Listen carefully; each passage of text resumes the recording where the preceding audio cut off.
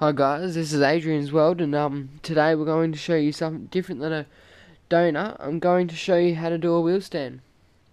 So I'm going to teach you how to do a wheel stand. First things first, instead of standing right up the front of the motorbike, you want to sit at the back of the motorbike so you get the rear tyre more pressure, and so it forces the motorbike to pull up. You want to go about second to third gear, depends on the gear ratio. You can change gears between the wheel stand, so if you are revving up in the air, you want to change gear, you can do it, but you just got to get the knack of that. And yeah, there's not much to it. When you are in the air, you can balance the motorbike between turn the wheel left to right.